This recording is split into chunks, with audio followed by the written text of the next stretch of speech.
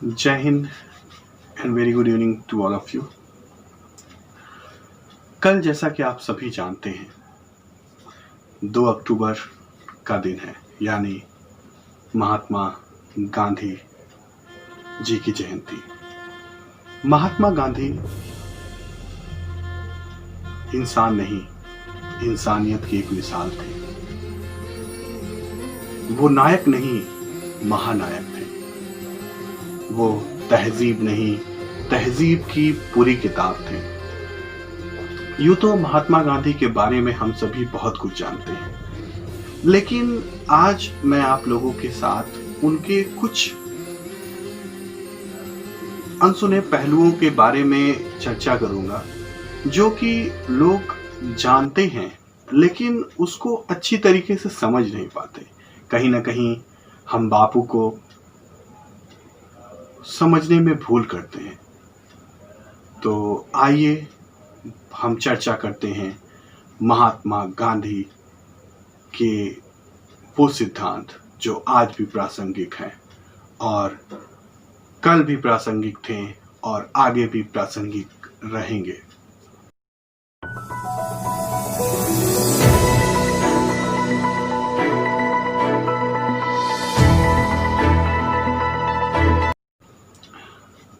शुरुआत करते हैं हम महात्मा गांधी की ऑटोबायोग्राफी से।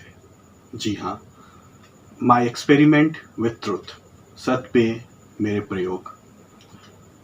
मैं इसलिए इस पे चर्चा करना चाहूंगा क्योंकि महात्मा गांधी ने इस बुक में उन्होंने बताया है कि वो गांधी से महात्मा गांधी कैसे बने, मानव से महामानव कैसे बने, और उसके साथ साथ उन्होंने बताया कि सत्यता कितनी जरूरी है। सुनने में तो वैसे हम सभी को बहुत लगता है कि अरे सत्य ही सब कुछ है, सत्य बोलो, सच बोलो, हाँ इसमें कौन सा बड़ा काम कर दिया। लेकिन जरा सोचिए आप अपने दिल पे हाथ रख के कि अगर से आप कोई गलती कर दिए और आपको सबके सामने उसको एक्सेप्ट करना हो, क्या आप कर पाएंगे? जस्ट फील करिए, क्या आप कह पाएंगे? तो आप कहीं ना कहीं अंदर से सहमे हुए नजर आएंगे। लेकिन महात्मा गांधी ने अपनी ऑटोबायोग्राफी में, अपनी आत्मकथा में उन्होंने बताया कि मैं हमेशा सच बोलता था। जाओ, क्या हो रहा है यहाँ पे? बाबू इसने मेरे दुकान से चोरी की है। हाँ बाबा, 2 दिन पहले मेरे यहाँ भी हुई थी। हाँ बाबू, ये सब सही कह रहे हैं, मेरे गले से भी चोरी हो चुकी है।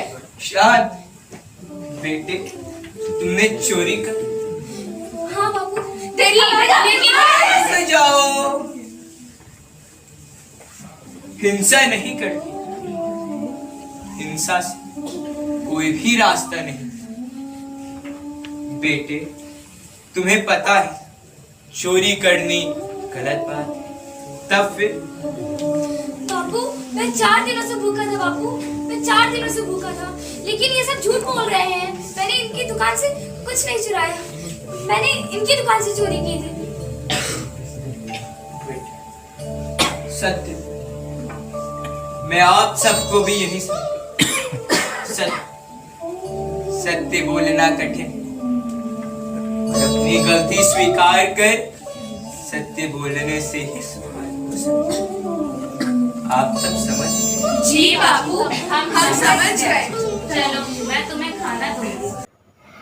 कुछ लोग कहते हैं कि बापू हमेशा आमरण अनशन पे बैठ जाया करते थे, वो भूख हड़ताल किया करते थे, जो कि कहीं ना कहीं सीधे सीधे जो है ब्लैकमेलिंग थी। तो मैं उनसे सिर्फ यही कहना चाहता हूं कि बंगाल में जब बापू अनशन पे बैठे, अगर बापू अनशन पे वहां नहीं बैठते बंगाल में, तो शायद बहुत ज्यादा कत्लेआम हो जाता। तो बापू अनशन पे बैठते थे तो वो उनका अंतिम अस्त्र होता था, जिसके द्वारा वो अपनी बातों को सही साबित करते थे। कुछ लोग यूं कहते हैं कि बंटवारा हुआ उसमें भी कहीं ना कहीं महात्मा गांधी का रोल था। महात्मा गांधी चाहते तो बंटवारा नहीं होता। तो मैं आप लोगों के सामने एक छोटा सा प्रश्न रखना चाहता हूं कि जरा सोचिए, अगर से एक माँ बाप के दो औलाद हैं और उन दोनों में आपस में मेल मोहब्बत नहीं है और आपस में हमेशा लड़ाई झगड़ा हो रहा है, तो दोनों अलग होना चाहते हैं, तो उस स्थिति में माता पिता क्या करेंगे? माता पिता यही करते हैं, जैसा कि आप देखते हैं सोसाइटी में होता भी है। एक समय सब लोग एक साथ ही एक घर में रहता है, फिर कुछ जब वो ग्रोन अप हो जाते हैं, बड़े हो जाते हैं, तो लोग अलग अलग घरों में शिफ्ट हो जाते हैं। क्यों हो जाते हैं? क्योंकि माता पिता सोचते हैं कि चलो कम से कम दोनों खुश रहेंगे। तो वही सारी चीजें यहाँ पे भी हुई बंटवारे के समय।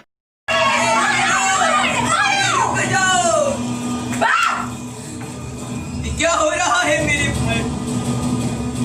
शांति और सद्भावना की मेरे भारतवासी आज इस कदर लड़ रहे हैं।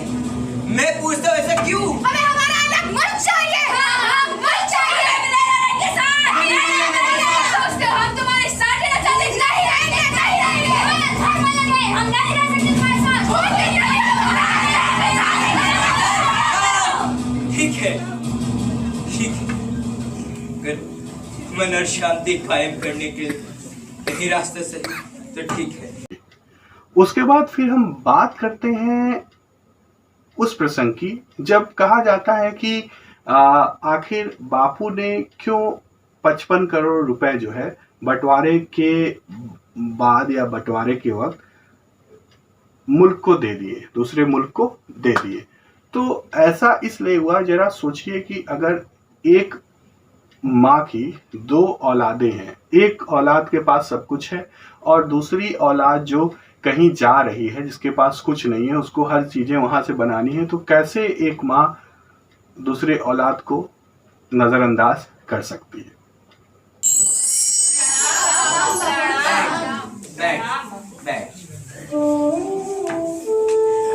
हमें हमारा अलग मुल्क ही नहीं चाहिए, हमें हमारा हक भी चाहिए। हाँ बापू, कैसा हक? तुम्हारा मुल्क अलग है, तुम जानो तुम्हें कैसे रहना है, क्या खाना है। आजादी के लिए हमने भी जाने दी है। क्या वो तुम भूल गए? कौन सा पुरानी बात है? अरे ऐसे कैसे? बैठ जाओ, बैठ। ठीक है, अगर अमन और शांति के लिए यही एक रास्ता है तो ठीक है, आपको आपका हक मिल जाएगा। ये बापू ने कहा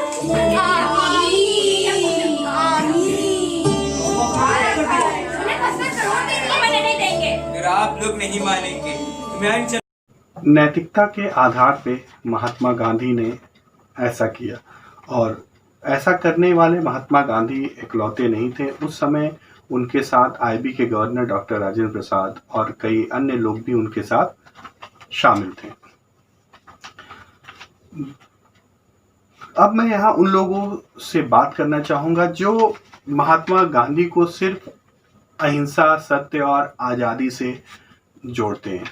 महात्मा गांधी का ये तो रहा एक पहलू। दूसरा पहलू महात्मा गांधी का वो था कि उन्होंने परंपरागत हस्तशिल्प और जो है स्किल को बढ़ावा दिया। उनका ये मानना था कि शिक्षा ऐसी होनी चाहिए कि जिससे मस्तिष्क स्वस्थ रहे। उन्होंने ट्रिपल एच का फॉर्मूला दिया, जो कि हेड, हैंड और हार्ट के विषय में था कि कहीं ना कहीं इन तीनों चीज़ों का डेवलपमेंट हो, यानी हाथों को रोजगार मिले, लोग कुशल हों और लर्निंग विद डूइंग हो, तो जो कि कहीं ना कहीं हम देख सकते हैं। और यही तो थी महात्मा गांधी की ग्राम स्वराज्य की परिकल्पना, जहां गांव-गांव में सभी लोगों के पास, युवाओं के पास रोजगार हो और हम कहीं ना कहीं किसी दूसरे पे आश्रित ना हो के हम खुद अपना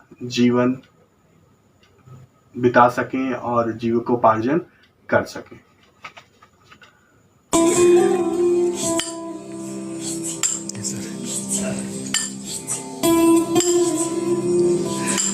थैंक यू।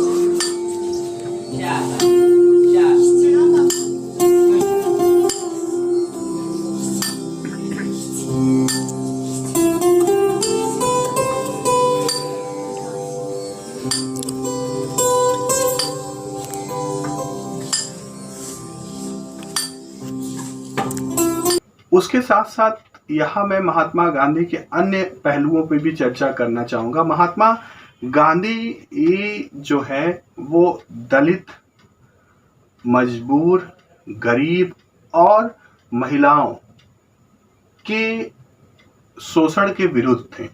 वो उन्होंने दलितों के लिए और पिछड़ों के लिए और महिलाओं के लिए बहुत कार्य किया। यहाँ तक कि उन्होंने, एक बार की बात है कि उनके आश्रम में, महात्मा गांधी के आश्रम में एक नाई आया करता था और उससे महात्मा गांधी ने कहा कि ऐसा है कि मेरे आश्रम में जितने लोग हैं तुम जो है सबकी दाढ़ी बाल बनाओ और जो है कि मैं तुमको सारे खर्चे दूंगा।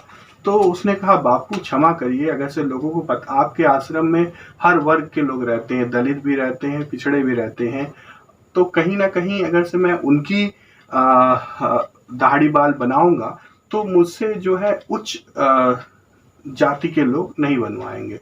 तो महात्मा गांधी ने कहा ठीक है, अगर से तुमको कल से सबके बनाना है तो ठीक है आना, नहीं तो वरना मत आना। उस दिन के बाद से वो व्यक्ति गया तो कभी वापस नहीं आया।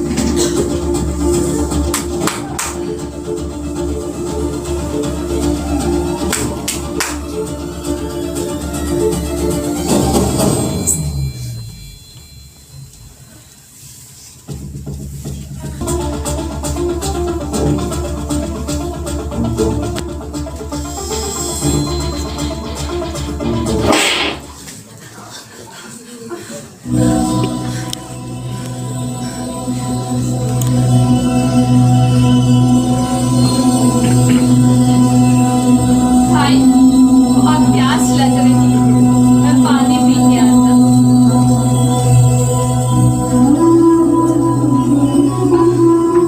मालकिन सुबह से काम कर रहे हैं, बहुत प्यास लगी है, थोड़ा पीने को पानी मिल जाए। पानी चाहिए तो मैं क्या करूं? जाओ जाके कहीं और से पी के आओ। मेरे कुआं और मेरे बर्तन को हाथ मत लगाना, अब पवित्र हो जाएंगे सब। जाओ यहाँ से। पानी चाहिए, सिर्फ काम चोरी करनी है।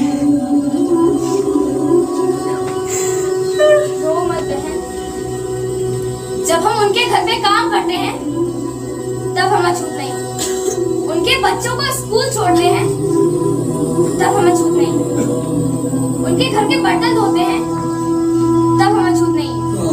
लेकिन अगर उसी बर्तन में हमने पानी पी लिया तब वे अपवित्र हो गए, यही हमारी किस्मत में है।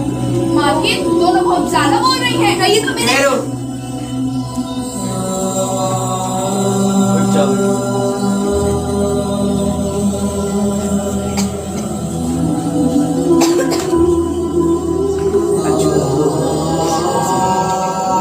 क्या है ये अछूत? मैं पूछता हूँ क्या है ये अछूत? क्या तुम सबको ज्ञात नहीं? भगवान राम ने शबरी के जूठे पे, भगवान कृष्ण ने जूठा उठाया। क्या वे अछूत हो गए? क्या वे अछूत हो गए?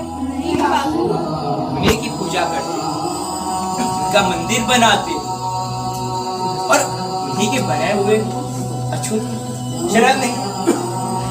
याद रहे, सदैव याद रहे, धर्म प्रधान नहीं, कर्म प्रधान।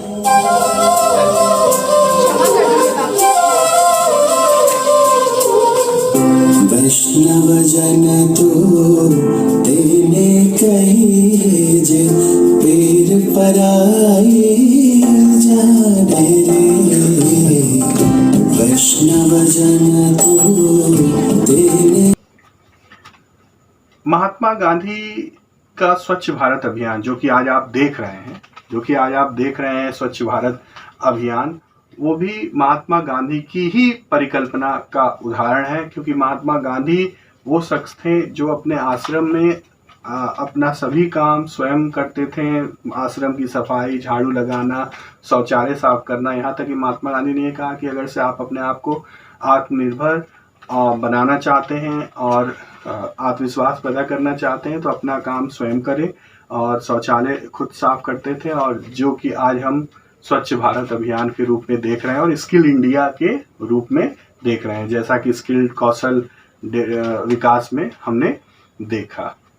तो ये थी महात्मा गांधी की कुछ अन्य पहलू। उसके साथ साथ अब हम बताना चाहते हैं, हम चर्चा करना चाहते हैं कुछ अन्य पक्षों पे। जैसे महात्मा गांधी के जो सिद्धांत वो आज भी बड़े प्रासंगिक हैं। प्रासंगिक इसलिए हैं, यानी रिलेवेंट इसलिए हैं कि जरा आप एक दूसरे से चीज़ों को कोरिलेट करिएगा तो आप पाइएगा। जैसे महात्मा गांधी का ट्रस्टीशिप का सिद्धांत जो आप देखेंगे तो ये पाएंगे कि उसमें जो है कहा गया है कि आपके पास जो धन है, जितना धन की आपको आवश्यकता है, जिससे यानी आपका जीविकोपार्जन हो सकता है, आपकी जिंदगी चल सकती है अच्छे से, उतना धन आप अपने पास रखें। बाकी बचा हुआ धन आप अपने से कमजोर वर्ग के लोगों को दान कर दें। ठीक है, तो इससे क्या होगा कि वो कमजोर वर्ग भी कहीं ना कहीं ऊपर आएगा और उसके जो जीवन का स्तर है वो बेहतर होगा। ठीक है, उसके बाद उनका दूसरा सिद्धांत जो है संपोषी विकास की बात कही गई है। उन्होंने कहा है कि हमें पर्यावरण का इस्तेमाल उतना ही करना चाहिए जितना हमारे लिए उपयुक्त है। एक घटना है छोटी सी जो मैं आप लोगों को बताना चाहूँगा। एक बार की बात है कि महात्मा गांधी अपने आश्रम के पीछे जो नदी थी वहाँ से वो मग से पानी या लोटे से पानी निकाल के मुँह हाथ धुल रहे थे। तभी एक व्यक्ति ने कहा कि बापू ये नदी पूरी है, आप क्यों नहीं सीधे इसी से जो है पानी लेके धुल सकते हैं। तो उन्होंने कहा कि ये पानी जो ये नदी का जल है उस पर सिर्फ मेरा अधिकार नहीं है, जितना मुझे ज़रूरत है उतना मैं लूँगा, शेष बाकी लोगों के लिए। तो ये थे महात्मा गांधी, जिन्हें हम बापू कहते हैं, और उनके रामराज परिकल्पना आज भी हम लोगों के सामने है। उनके सपनों का भारत, वो ऐसा भारत देखना चाहते थे कि जहाँ सबको रोज़गार मिले, सभी जो है आत्मनिर्भर बने, और जहाँ पे हिरन और शेर एक ही घाट पे पानी पिए। इस तरह की रामराज परिकल्पना महात्मा गांधी की थी। और महात्मा गांधी कहीं ना कहीं इसीलिए महात्मा हैं क्योंकि उन्होंने कुछ ऐसी चीज़ें की जो कि सबके लिए थी, ना कि अपने लिए। यही ज़िंदगी का सही अर्थ होता है। महात्मा गांधी ने कहा है कि लोगों को माफ़ करना सीखिए, जैसा कि प्रॉफिट मोहम्मद कहते हैं कि लोगों को माफ़ करना बहुत बड़ी बात है। जनरली हमें गुस्सा आ जाता है, कोई हमें कुछ कह देता है, तो जो कि ठीक नहीं है। तो आइए महात्मा गांधी को हम सब ट्रिब्यूट देते हैं और आज शपथ लेते हैं कि हम बापू के नक्शे कदम पे चलेंगे। और बापू ने अपनी ज़िंदगी को सादगी से बिताया। वो एक वस्त्र धारण करते थे ताकि बाकी लोगों को भी वस्त्र मिल सके। वो एक टाइम का खाना खाते थे ताकि बाकी लोगों को जो भूखे हैं उनको खाना मिल सके। वो यहाँ तक कि लास्ट में जब उनको गोली लगी उस समय भी उन्होंने उनकी हत्या जिन्होंने की उसको कहा कि ईश्वर इसे माफ़ करना, इससे गलती हुई, और हे राम कहते हुए उन्होंने अपने प्राणों की आहुति दे दी। ये थे हमारे बापू। आप सदा हमारे दिल में अमर रहेंगे। आप सदा हमारे दिल में अमर रहेंगे। बापू ने राह बना डाली, चलना चाहे संसार चले। बापू ने राह बना डाली, चलना चाहे संसार चले। डगमग होते हैं पाँव अगर पकड़ प्रेम का तार चले, पकड़ प्रेम का तार चले। आइए हम सब आज गांधी जयंती के इस अवसर पर शपथ लेते हैं और अपने देश को, जो कि अंदर से खोखला होता जा रहा है, जहां नैतिक मूल्यों का ह्रास होता जा रहा है, आदर्शों का पतन होता जा रहा है, हम सब कहीं ना कहीं एक शैतान हो चुके हैं। हम सिर्फ और सिर्फ अपने लिए जी रहे हैं, हम दूसरों के बारे में नहीं सोच रहे हैं। और इन नैतिक मूल्यों को जिंदा रखने के लिए, आदर्शों को जिंदा रखने के लिए हमें खुद आगे आना होगा, ना कि दूसरों को कुछ कहना होगा। यकीन मानिए, अगर हर इंसान सिर्फ और सिर्फ अपनी जिम्मेदारी ले ले कि मैं मेरे हाथों से कुछ गलत नहीं होगा, मैं कुछ गलत नहीं करूँगा, तो एक दिन ऐसा आएगा जब पूरी दुनिया एक आदर्श दुनिया हो जाए, एक आदर्श संसार हो जाएगा, और तब बापू के सही मायने में रामराज की परिकल्पना सत्य होगी। आज हम सब शपथ लेते हैं, यदि आज हम बापू के वाकई दिखाए हुए रास्ते पे चलना चाहते हैं, तो हम एक विचारशील, ईमानदार युवा बनकर देश की तरक्की में और उसके विकास में हमेशा अपना योगदान देंगे और कभी भी देश को शर्मिंदा नहीं होने देंगे। जय हिंद, जय भारत।